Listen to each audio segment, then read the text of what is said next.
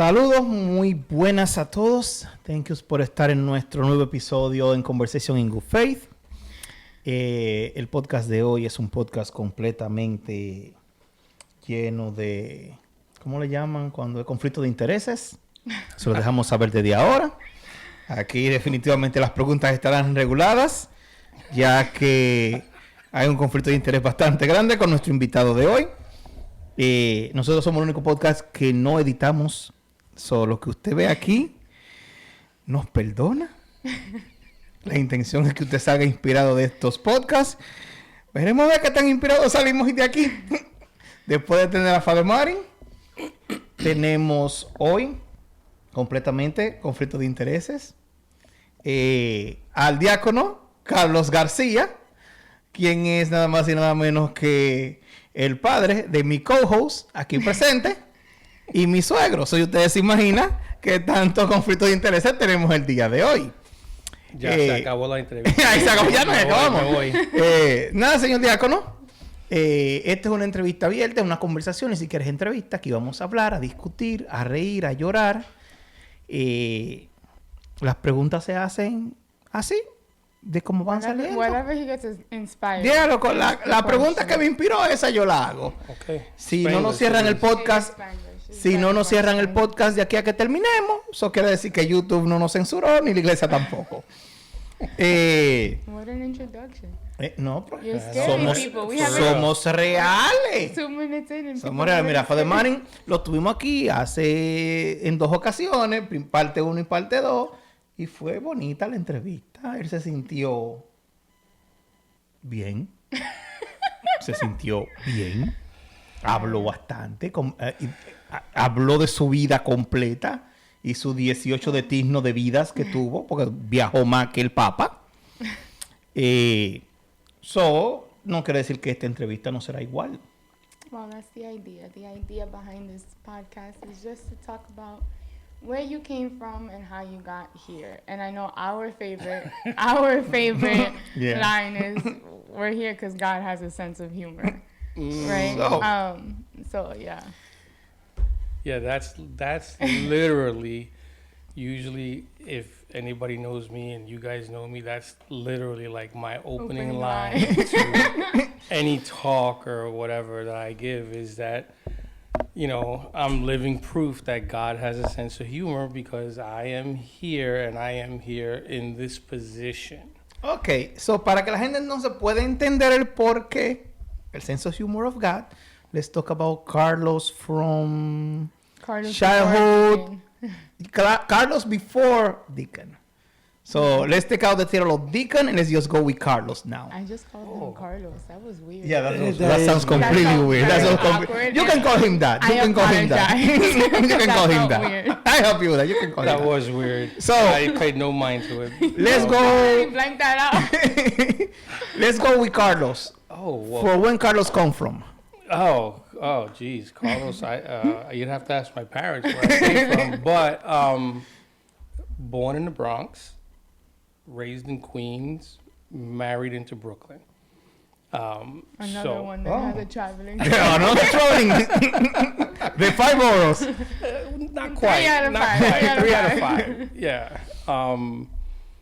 Born in the Bronx. Lived in the Bronx till I was 8 years old. Catholic school boy. Until now. But yeah, all the way up until, I guess, high school. I went to Catholic school all my life, with 1 year that my father thought it was a good idea to put me in public school, and he regretted that, or I regretted it because I obviously couldn't stay. Things got a little crazy, you know. So I found myself back in Catholic school right away. And those stories, you know, we can't tell those stories. Just a disclaimer, that was way before the Deacon. Yeah, that was when I was just a young lad in grammar school, you know. Yeah. But yeah, I guess growing up in Catholic school and product of Catholic school, I was the terrible child that that most Catholic school kids are until they grow up. Oh, not you. No, yeah, you're always the exception, my dear. Thank you. So, I tell you, conflict of interest. Señores, aquí, esto. but no, it was easy. I went to, so I moved from the Bronx to Queens. Grew up in Far Rockaway, St. Mary Star of the Sea. Quick story there, serving, as an altar boy in 7th grade mass. And I was a fidgety kid, like most kids. And, the principal thought I was messing around on the altar, so she grabbed me by my ear and threw me off right in the middle of mass and said to me, you will never serve on the altar again. So, Wow, that's crazy. oh, that was Wait, it Catholic gets school better. back in the day. They when- do that? Papi was one of those kids that got hit with a ruler. Yeah. What? All Yes. the time. Yeah, I Yeah. was That's child abuse. Not back in not the 70s. back in the days. I mean, I'm not 100 years old, but I'm getting there. And back in my day, Catholic school, you didn't do your homework, you got hit with the ruler. You looked at the teacher, you got hit with the ruler. You smiled too much, you got hit with the ruler. It was just a thing. So that's why I have hard hands, because I just stood there and Always my get hit hand with out, the ruler. because it was a thing, So hated homework, so got hit with the ruler. Wow. Just That's is what it is. That's crazy. No, but please continue that story, because that story is awesome. You got kicked off the altar. So yes, so I got kicked off the altar in 7th grade, and now we're gonna fast forward to what is now just about 15 years. I get ordained, God, by the grace of God, literally I get ordained, and in the newspaper from Far Rockaway it says that St. Mary Star of the Sea is having their 100th anniversary mass, and guess who they call to serve In on the the altar. Yours truly.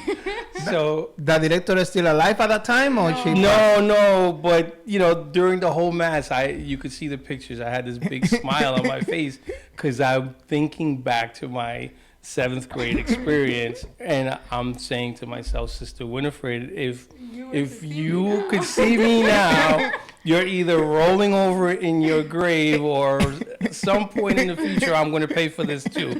So. You get to have it. Here's the ruler. But yeah, it was what do you call that? Irony, I guess. It's a great story, and I truly loved going back. Not just because I got to, rub it in, even though she wasn't there, but it felt really good being back at my home parish, and celebrating a big milestone for them. Okay, so And that's part of where we got God has a sense of humor from. Yeah.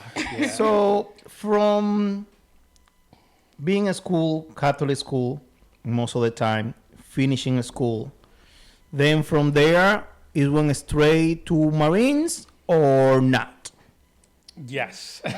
Then, so finishing high school, straight to Marines. How many years in the Marines? I did 4 years in the Marines. 4 years in the Marines. Okay. So then from Marines, we come back to New York. Yes. And then from there? Well, from there, Cupid has his thing, and I was working security in the hospital, and I worked the night shift. So I go to work one day, literally just got to my post in the hospital, and this gorgeous young lady comes up to me and just starts cursing me out for no apparent reason whatsoever. So me being the great guy that I am, I let her just Ventilate. go on, and I'm like, "Excuse me, miss, but what are you talking about?" And she says, "You're lying. I know you've been here. You haven't let me see my mother, blah, blah, blah." So I did my due diligence, got her mother's name. It turns out that her mother's name, we shared a common last name. So you know, when I saw this beautiful young lady cursing me out, for me, it was love at first sight. For her, not that much. For her, not that much, right? You know, so it was quite interesting. We had the same last name. I told the nursing supervisor that we were related, and the young lady that was previously cursing me out was allowed to stay with her mother for the rest of the night and actually the rest of the week. So fast forward a few days, her mother gets discharged, and I see them leaving the hospital, and the young lady says to me, "Oh, I don't know how I could ever repay you." So me being me, the suave, there you go. See, I like that. The suave guy that my daughter knows that I am. I gave Barbara my number, and I said, well, we can go out to breakfast one day. And she didn't get 3 feet when I saw her ball up the paper and litter, throw it on the ground. So I was like, oh, okay, no problem, no shot there. You know, struck out. Lo and behold, literally 3 days later, guess who comes walking back into the emergency room? Her mother and her. So this time, I played my cards 100% better. And every morning before I would go off shift, I would bring her mother coffee. Okay. Her mother was a coffee addict. You see that the coffee works. Coffee works. So I would bring her coffee, and Barbara would come in like 15, 20 minutes after me with coffee in the newspaper, but I had already given it to her mother. Ooh. So her mother was like, oh, Carlitos already gave it to me. Oh. Yeah, so Barbara would be fuming, you know, like only Barbara can. And so same deal, couple days in the hospital, blah, blah, blah. We go through this whole ritual, give her the coffee, newspaper, blah. And then again, time for discharge. But this time, I was even smarter.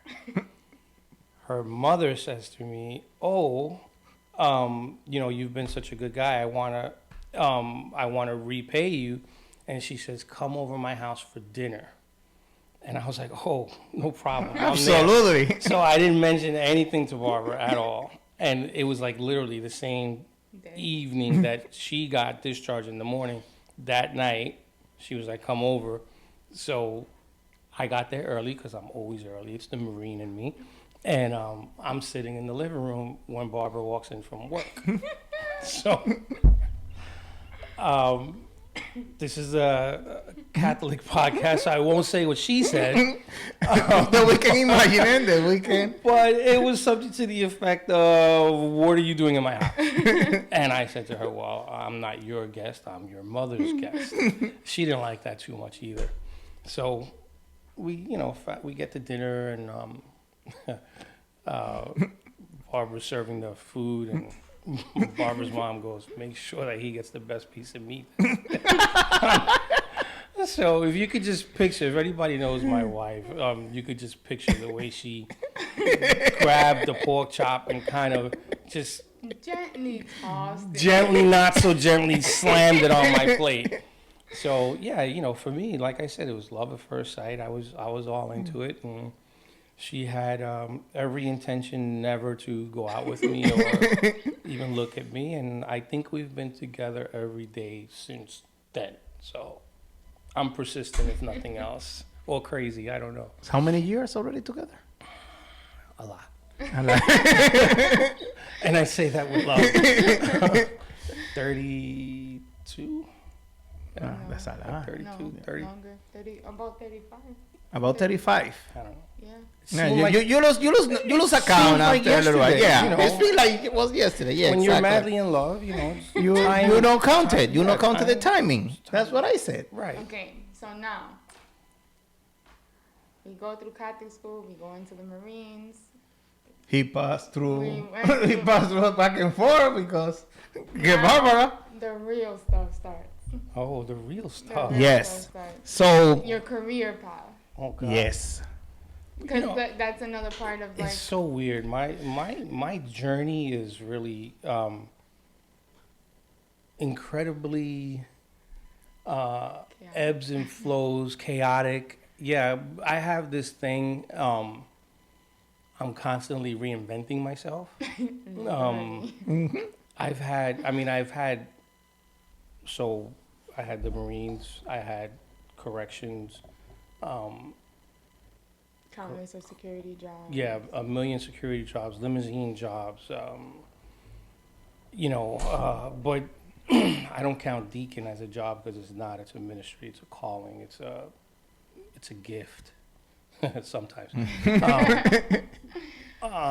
So I'm constantly reinventing myself just for my own mental health. Mm-hmm. You know, Yeah. I like to do different things, experience different things.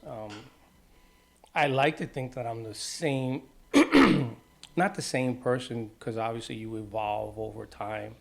You know, there's no way I could be the same No, let's hope. person I was. Yeah, right. 20 years ago, 30 years ago.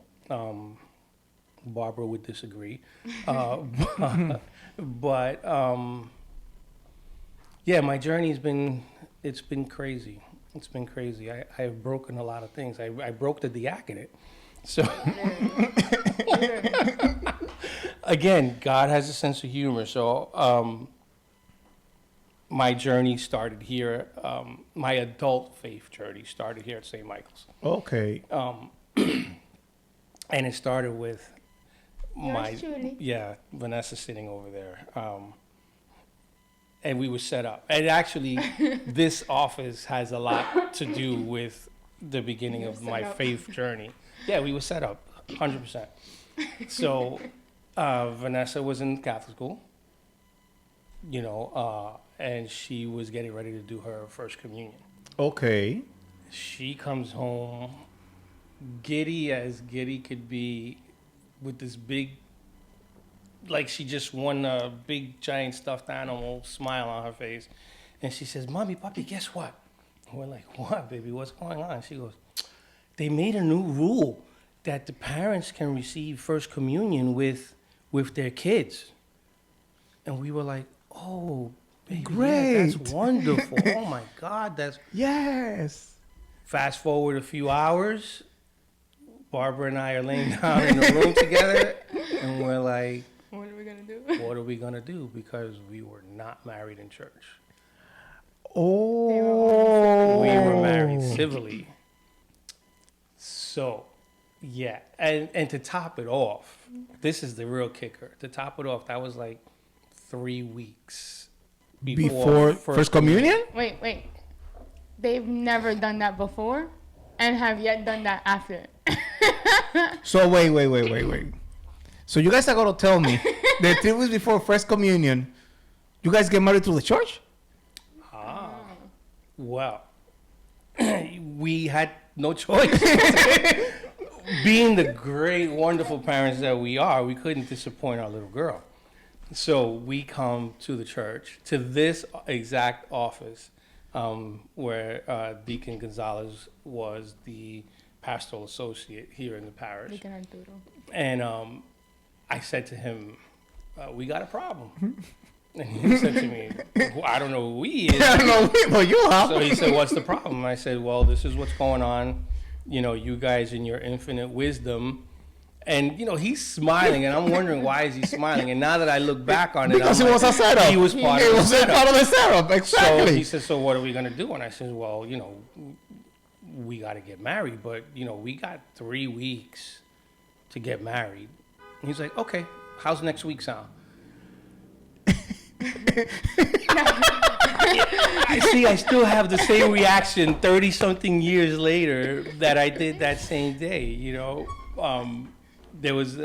it wasn't a hesitation of, not wanting to get married. It was more the hesitation of, holy crap, this is real, and then trying to figure out, because, I wanted to do the right thing by Barbara and give her the wedding that she deserved, and, but she was a trooper. She's a trooper. She got a dress, a wedding. You want to hear, I'm going to tell you a really good story. So we're planning this whole thing. Everything's set. Everything's done. The only thing we didn't have was a limousine. because we were like, oh, we live right there. We're coming to the church. Where we were gonna have the party was right here in the neighborhood too. Didn't really need it. We're driving home like 3 or 4 days before the wedding, and I see a white limousine right like 4 blocks from the house. I stopped the car. I put a note on the guy's car. Hey, listen, by any chance you're free on Saturday, this is my number. I'm getting married. I don't have a limo. I need a limo. The guy calls me back, and he's like, yeah, no problem. This is a Jamaican dude. He was like, yes, man, I love it. No problem. So. Talk about everything falling into place. Yeah, literally. Yeah, that was one. Literally. Imagine what we did in a year. They did it in a week. Yeah, it was crazy. And the guy showed up. He had champagne for us and drove us to take nice pictures. And, it turned out to be a fairy tale wedding without it needing to be, or, it was awesome.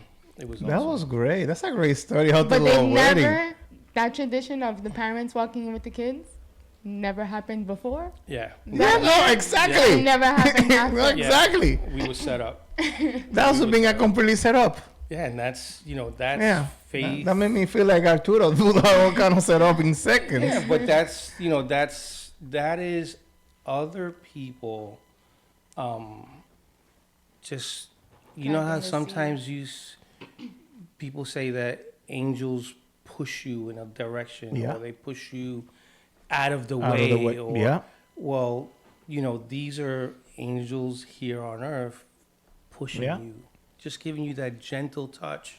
And that's true. That's true. Sometimes not so gentle. Knowing Miss Miller and knowing Deacon Arturo, I don't know what that was. Miss Miller used to be the DRE here. She was literally this big, but one of those like. God knows how to use His people. Yeah. He put those two people and said, you know what, you two, this is what you're going to do. Get it done. Yeah. And they found their way to get it done. And they got it done. They got it done. And the crazy thing is that here I am, right? Living proof, good faith, right? Conversations in good faith. So wait, let's rewind a little bit here because obviously I know all the stories. That's why he said this is a conflict of interest. Not for me, but at the point when my parents got married, my dad was already a corrections officer. Okay. So Deacon Arturo remembers my dad walking into the church and all this like I remember him as a kid. Because my dad used to scare all my friends away. And it wasn't because he used to do anything. It was just that he had this demeanor about him. Because obviously where you work affects your everything, right? Your reaction, if you're a person that you see a lot of like sad and deaf, like you carry that with you. Even if it's not intentional. So my dad you talk about, what is it? RFB or whatever?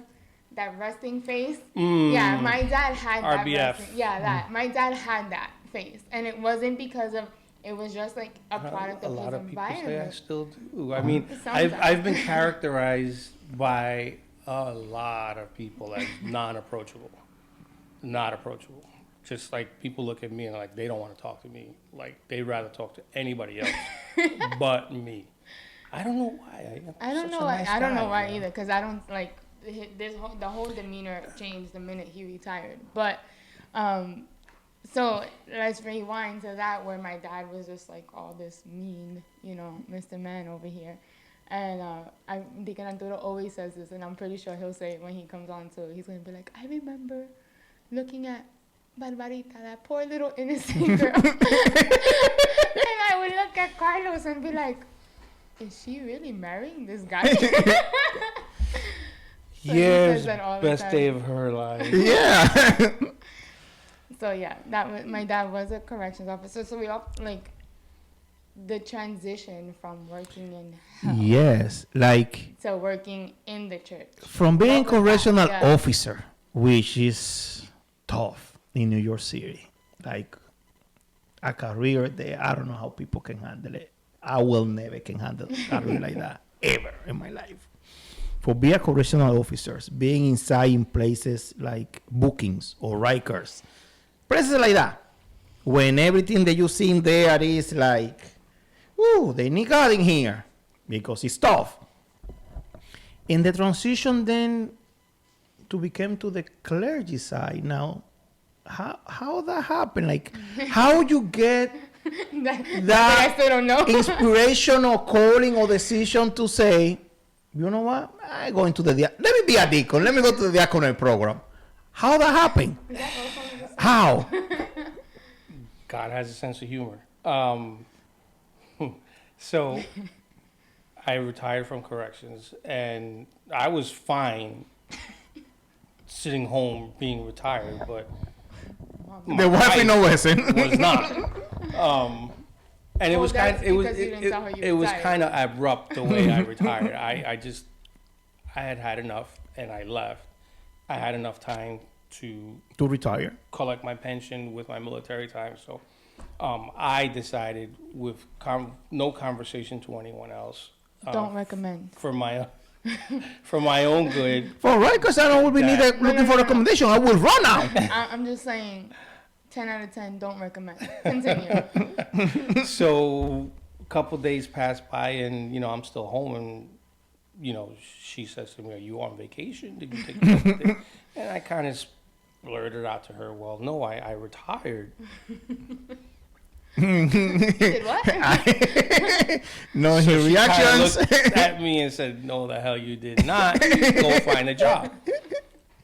So, at that time we had a change in administration here, and the priest that was here was a young guy. His name is Father Lewis, and everyone that worked here except for the maintenance guy was female. So he says to me, "Look, just come by once a week and have coffee with me, so I don't feel like I'm terrorized by the women." Yeah, I need a little male bonding. And I'm like, "Yeah, okay, I could do that. No problem." And then of course that was his hook. And then he says, "Oh, the jornada needs somebody to give a talk, and I think you're the right guy." So the leaders of the jornada at that time were like, "Yeah, come down. You could talk to us about Rikers Island and, how your faith and whatever it was." And I'm like, "Yeah, Rikers Island and my faith really don't connect one to another one." Yeah, exactly. One and one definitely does not add up to two there. But I did. And like the kids were amazed at, not because of me or anything that I said, but I kept it real with them about what they would see in Rikers Island and the things that I experienced in Rikers Island. And throughout all of that, even though because of the job, working weekends and of course, those are quote unquote excuses, right? Because you can always find time to go to church if you really want to. So I get involved, and now all of a sudden I'm hanging around the youth and I'm their mentor. And next thing I know, Father says, if you're going to be working with the youth, you should really find out what they're into. And I'm like, yeah, basketball, volleyball, yeah, I can do all of that, no problem. He says, no, I want you to go on a retreat. And I'm like, retreat? Dad's like, I I'm know like, what these kids know. Yes. I got 4 kids. Exactly. Like, but then I'm looking at it and I said, okay, well, how many days is it? Where am I going? I'm like, well, we can't tell you where you're. What do you mean you can't tell me where I'm going? I'm like, because everything. That's where they sound like a setup again. Well, yeah, that's kind of like a setup again. I'm like, all right, give me a little bit of the details. Well, 4 days away, there's a swimming pool, and you'll get to discern and do some. And I'm like, all right, 4 days away from my wife and kids, 4 days away from yeah, I'm gonna go rest. That's what you was thinking. That's what you thought. See, and this is where the power of prayer. Prayer. You never underestimate the power of prayer and real prayer. So, my mistake or my grace, whichever way you choose to look at it, before I went into the retreat house, I said, And this is the prayer that I said. I said, God, if you have a message for me, I'm open to hearing it. Never tell God you're open. Man. God's like, oh, really? Hold my... Exactly. Yeah. That's what I always say. You people have to be careful for what you pray for. Yeah. Because you think that you're not going to get an answer, and you will. Challenge accepted. Not the answer that you're looking for, but you will get the answers. I had no idea. I was just like, if you have a message for me, I'm willing to hear it. But I thought that's all it was going to be, just me hearing his message. Oh, God is love, and Nope. Nope. A little cutesy message. Right. A message that we tell people all the time. Yeah, peace and flower Peace and child, love. and do good things, and lo and behold, it was really intense. I felt a burning on my heart, literally. Yeah. Literally. When that happened, that's it. And I'm just like, what is going on? When that happened, that's it. Get enough. Like, I was trying to consume every type of literature and learn everything that I could. And the talks, were ingrained. The talks, it was like almost like in a different time zone. Mm-hmm. So, when you come off the retreat, there's a welcome home, and we have the welcome home, and there's, they ask you, well, who would you want to talk on your behalf, and I mentioned a few names, and I said, oh, and if this person is there, that would be great too. One of the people I mentioned was Deacon Jorge Gonzalez. Mm-hmm. So he gets up and he tells the story of, big Carlos and little Barbara. But then he says, oh, and by the way, I already have this already filled out for you. And I was like, and what is that? And what is that? And he goes, oh, it's the application to the diaconate. And I'm like, yeah, sure, right. And he says, he was half joking, but he was half serious. He put the bait out there. And in our conversations afterward, I said to him, it's weird that you said that because, I want to know more. And he says, well, this is the place. And I said, yeah, but, I don't want to get that serious. That's deep right there. That's a whole... That's and I put my toe in. So he says to me, well, what's the worst that could happen? And I said, I don't make it. I get thrown out. And he goes, okay. At the very worst, you do a couple years or whatever, you learn things that you want to learn. If it's not for you, either the program will kick you out, God will kick you out, or you'll quit. And I'm like, you know what? That makes sense. That makes sense. Yeah, 15 years later, here we are. And a whole new diaconate program. Yeah, after my class, I like to say it was after me. That's my claim to fame. After me, they shut the program down, revamped the whole program, and put all these new normas in place so that, so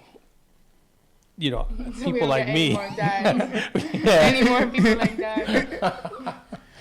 Yeah. You know what's funny? But I never heard that story. Really? I never heard that. Yeah. I mean, I knew that your vocation came from the jornada weekend. That part I knew. But because I was so young at the time, I wasn't even a jornalista, because that became a jornalista before me. So there was a lot of things that you couldn't tell me. So obviously, like hearing that Deacon Arturo spoke on your behalf, I didn't know any of that because, So after he really Father Luis, Deacon Arturo set your life up, because they set it up completely from marriage in church all the way down to the diaconate program. They set it up completely. That was completely set up. God did it and used Arturo a lot in that. That's why I have Arturo and the other one in my list. I tell them both of you stop praying for me. Pray for something else. Like dedicate your life for something else. Get ordained 2011. 2011. I remember that year. Yeah, it was my same year too. 2011. Being a deacon for 15 years. Now the tough question will be is how that calling changed your life? How didn't it change my life is the better question. It's weird because, you know, when you're in ministry and you see the Catholic Church and everybody's fascinated with the high pontifical masses and the pomp and the circumstances of Catholicism. Who isn't? I love it. I love all the incense. I love the bells. I love, the history of it. But when you truly get to the heart of what we do, this journey is not for the faint of heart. There's so many different paths that your diaconate, my diaconate has led me on. Again, I'll give you another story. I'm assigned, my first assignment was back in my parish here. I was here 3 months, and they reassigned me out of the parish. So I was assigned to the jornada. So I was away from the parish on the weekends because the jornada has an event every weekend. So once in a while when there wasn't an event, I would come back to Mass here at home. So I had one of our parishioners, and she's still here, so we can't say no names. But she comes up to me, and she's like, what kind of deacon are you? We never see you here. And, I was like, what are you talking about? You have no idea exactly what I'm doing. And sadly enough, she didn't care enough to find out. Just because she didn't see me here, she automatically assumed that I was lollygagging or not doing anything in ministry. And, that's the hurtful part because my ministry, I've always been here. My roots are here. I've always, except for the time that I wasn't assigned here, I always come back here. And I've been blessed to have priests and pastors that allow me to walk in and out, as need be. So that takes me to a lot of different places. I've had a very unusual ministry. I guess I ride a motorcycle. I'm a veteran. I serve heavily in my veteran community. I've done weddings, I've done funerals, baptisms, for people that ordinarily would not be in a church. So my path has brought people within the fold of the church that ordinarily wouldn't be here. And it has taken me out of the regular role that you see a deacon always proclaiming the word, preaching, doing baptisms. And, I'm more in jeans and sneakers than I am in my informal clothes and Dalmatic. So it's been very, very unique, very different for me. But it's been beneficial. It's been sad. There's been a lot of sad times because, as a world, we've been through a lot, with COVID being what it was. Oh my goodness, yeah. COVID was It was brutal. strange, It was brutal. strange time. Yes. Oh my God, I remember I wanted to strangle him and father because when we first started streaming the masses, they would be, obviously the church was empty. No one was allowed in church. So it was like Brandon and I recording, and sometimes Dad and Deacon Arturo would take turns with Father Brendan, and they would stand there and look at us. And I'm like, the camera's over there. Look over there. Stop looking at us. But it was so weird because You talking to a Literally camera. empty church. You don't get no No, reactions. yeah. yeah, you know, And that's the you're worst. accustomed to looking at people. Yes. You know, especially in our church, if you're in the high pulpit, Yeah. you're looked down and you're looking at the whole church. I mean, you could see everything. You see more than what you want to see. But you know, so when you're in the empty church Yes. and you're looking for you're looking for the body of Christ, And he's not and there. it's not there. Yes. You know, so you find something to focus on, and you'd rather focus on looking at a person rather than just looking at another iPhone looking back at you, you know, or an iPad. No, So No, that's- it was a trying time, but I don't know. I think I'm pretty sure I can say this answer, but I want him to answer for himself.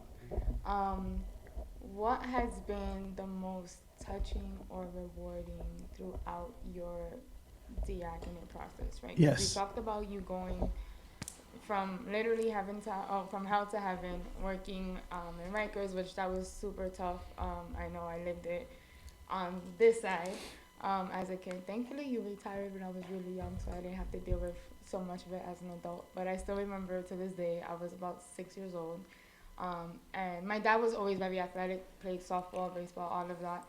And they lied to me. They told me that my dad broke his.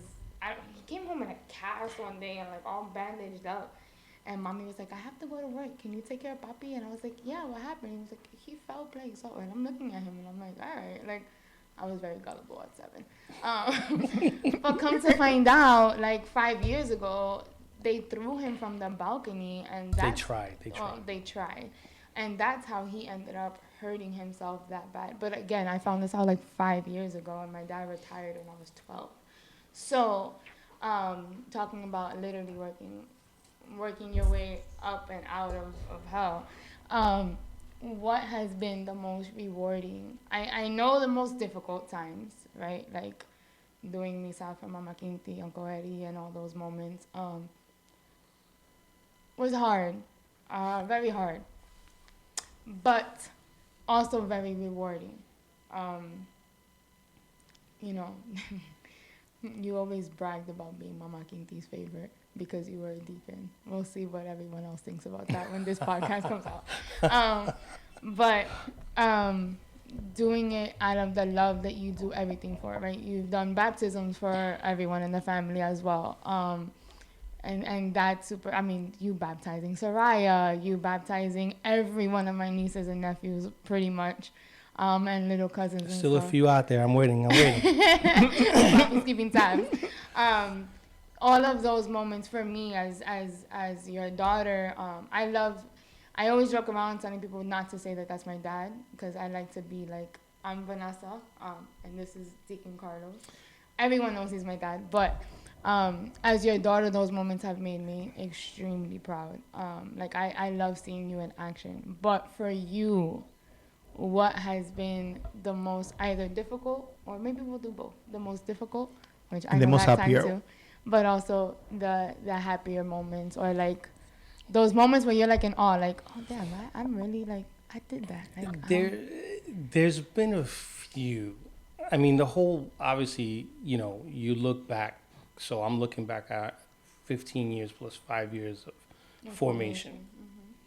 So, you know, keeping it in that 20-year gap, there's been a lot of rewarding moments, right? Now, we're just talking about ministry-wise. One of the craziest was, for me, 2 moments in my ordination. So when you're laying prostrate, when you're laying on the ground, and the litany of saints is being sung, being prayed.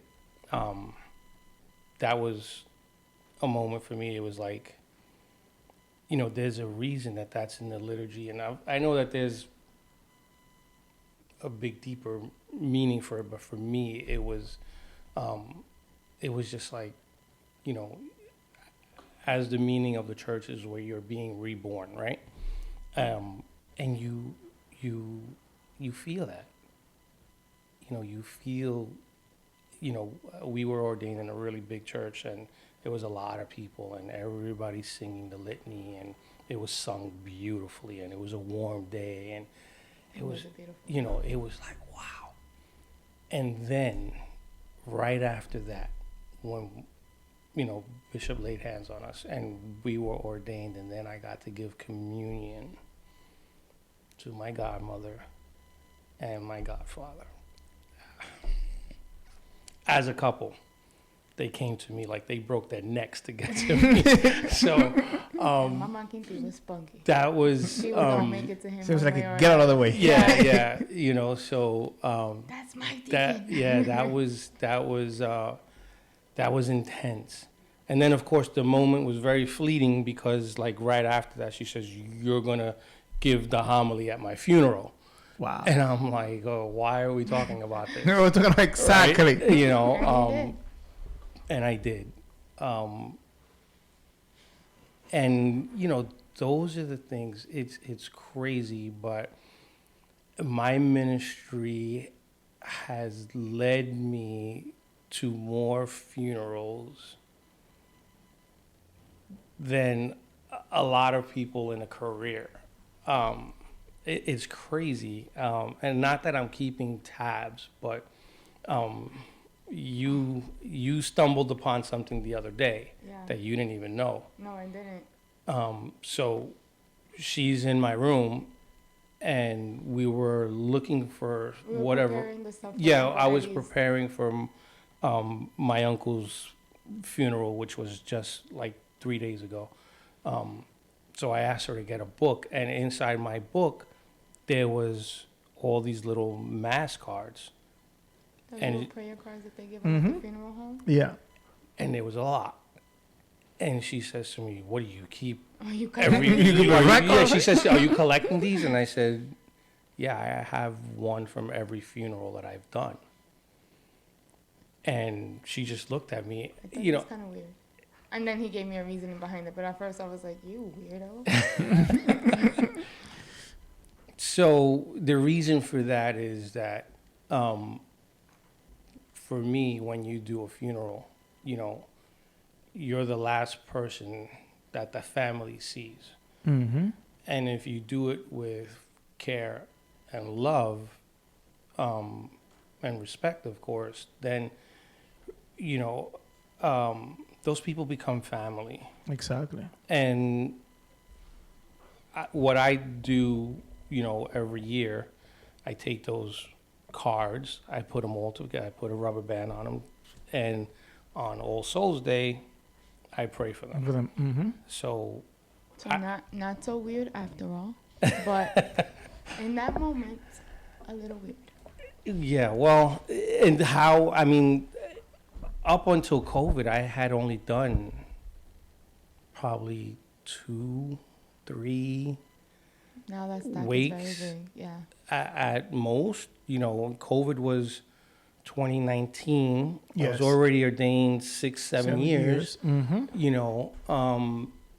And in 1 year, from 2019 to 2020, I did 83. Yes. So, and it was an accident how it started. Much like your ministry. Much like my ministry, the letter COVID, the world shuts down, diocese shuts down, everything shuts down, church shuts down. The priests aren't able to go Priests out. aren't able to go out, and I have a friend of mine, she's a funeral director, and she literally called me out crying. She says, "I got somebody here, very Catholic, and nobody's going to pray for her. And I said to myself, what do you mean? And she goes, well, I called here, I called there, I called there, I called. And everybody say no. Everybody said no. I said, let me get back to you. I Make your phone calls. I shouldn't say this. I'm going to out myself. I live within the rules, right? I kind of like gray areas, So first thing I did was I talked to Barbara. I said, babe, this is what we're ordained for.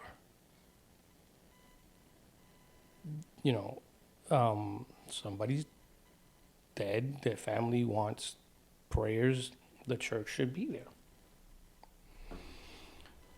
She says, well, you're my husband, we have kids.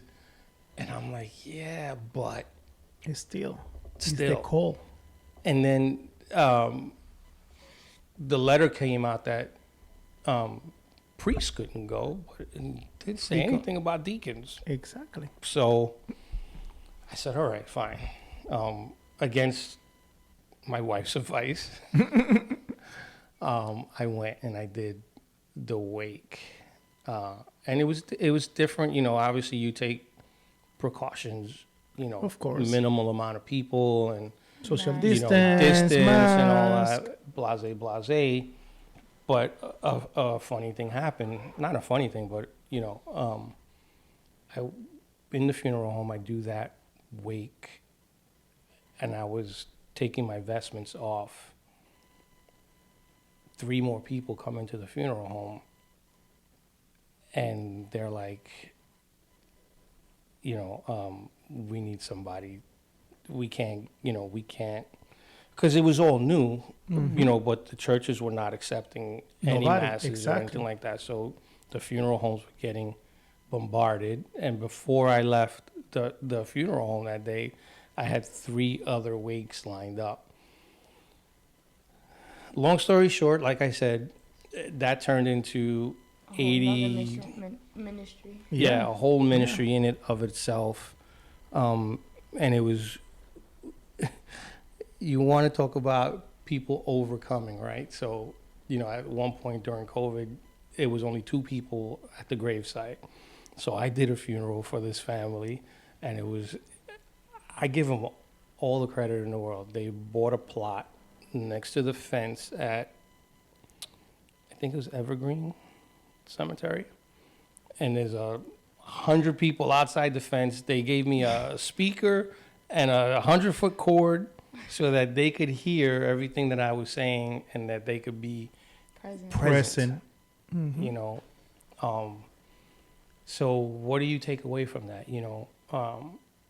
The importance of being present for people. And that's where my ministry, I shouldn't even say my ministry, that's where God has taken me in my ministry, where I'm able to be present for people. And that means so many things to so many different people. You being present can look like anything. You can walk with somebody and not say a word.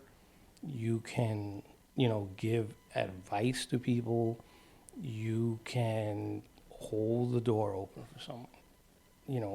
There's so many different ways that being present, it stands for so many different things. And, being present for people has taken me to very many different places. And I wouldn't change Change it for a the thing. world. I wouldn't change it for a thing. Even some of the deacons that I serve with, they love, and I love going to mass. Don't get me wrong, but I'd rather be in the trenches. I'd rather be in the trenches. There's nothing comparable to receiving the Eucharist on Sunday. That's no, that's not a good word to say. That is the crux of our faith. That is, the be all end all of our faith, obviously. But for me, I thank God that we have confession because for every good thing that I've done, I've failed in some other aspect. You got to keep it real, right? But I feel like that has been, like, as we start to wrap up, I feel like your calling has literally been meeting people where they are and letting people see. I always say this, like I've said this about Father Martin, Father Brendan, is letting people see the human side of clergy. Because you are very real, very down to earth. Like you said, there's been times that you've ridden over for a baptism in a motorcycle, and they're like, "Did that guy just get off In of a motorcycle?" Best is when I show up for confirmation. Yeah. As the bishop's MC. Bishop's MC, exactly. On my motorcycle. Those are really good. But people get scandalized. But again, for people to see the human aspect, like you said, thank God for confession. Thank God that we're able to receive God's grace, but also like to serve Him in whatever manner that He feels fit, right? Because we definitely didn't think we would be sitting here. You definitely did not think you would be sitting here. And it's all because God has a sense of humor.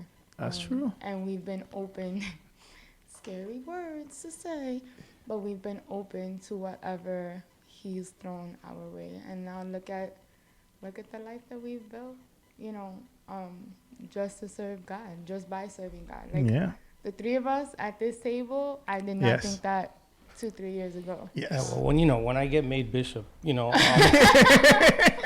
that's going to be humble. Members of St. Michael. That's going to be my coat of arms. My coat of arms is going to be God has a sense of humor. Yeah. That is for sure. I know that these type of calls that we have, we do not doing it for recognition. We're not doing it to say this is. It's nice to be recognized. It's nice to be recognized. It's nice. But we don't do it for the recognition. Quote. We don't. Quote. But to wrap it off, to close this, how Deacon Carlos Garcia won to be remembered under his diaconate ministry. As a deacon that rides a motorcycle to baptisms. No. That's a good look. It's easy. That's actually not a hard question. Because I've actually been, not just because I was coming here, but with everything that's happened in the last week or so, and looking back at things, right? You always, or you should always, take account of things in your life for periods of time and say, hey, am I doing, what could I have done better? What could, and it brings me to diaconate service, and looking back at my life, unbeknownst to me, or not even trying, my life has been a life of service. And, humble, right? I take pride in knowing that as much as it's been about me, reaching certain goals and doing, anybody that knows me, I like nice things. I like fancy cars. I ride motorcycles. I like jewelry. I like the finer things in life, if you would. They're not the be all end all for me, but I do enjoy them. And I am not, I'm not taking away from anybody to get those things.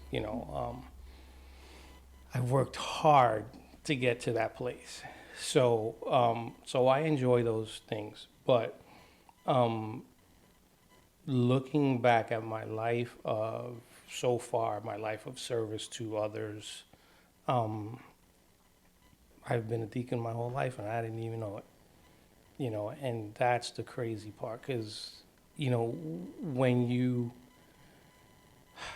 turn off the noise, when you turn off all the outside noise, and, it's just you and your wife, or just you reflecting, doing some real soul searching and saying, am I screwing my life up, or am I doing okay?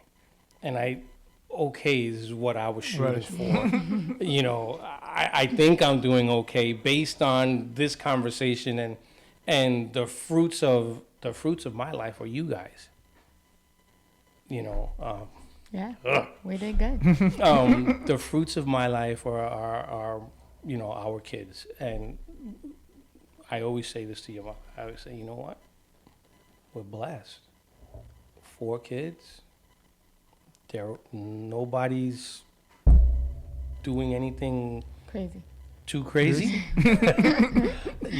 They're all pretty much good people.